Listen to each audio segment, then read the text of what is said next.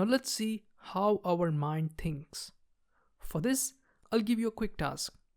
I'll say a word and you have to pay attention to that word as soon as you hear it. Ready? Carrot. Okay, so did you notice something?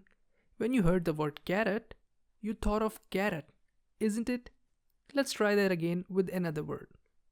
Ready? Lion. So see, again, as soon as you heard the word lion, you thought of an actual lion. So what does this tell us? This tells us that our mind thinks in images, not in words or numbers. Because when you heard the word carrot, you thought of an actual image of carrot, not the word carrot. In the same way, when you heard the word lion, you thought of an actual image of lion, not the word lion.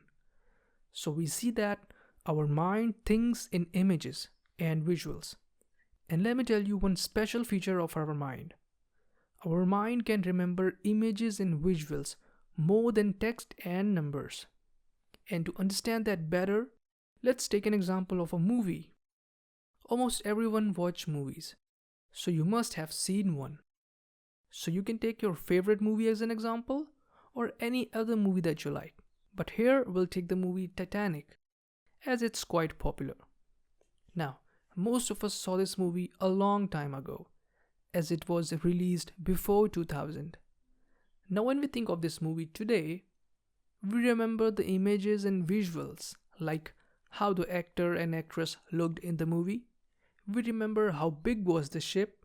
We even remember how the ship sank. We remember all the visuals, but don't remember the details, like what were the names of crew, or numeric details like how many passengers were there in the ship.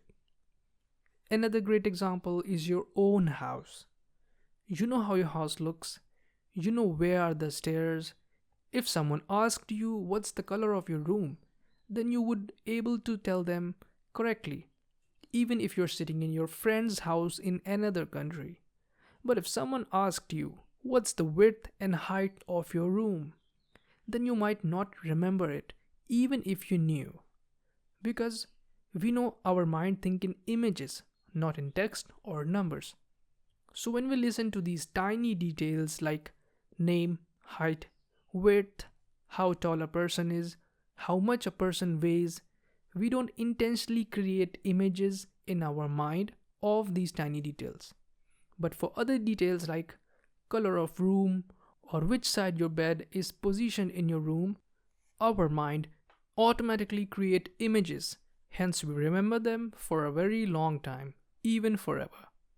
So that's what interesting about our mind and how images can help us remember something for a long time, even forever, if you are too familiar with something.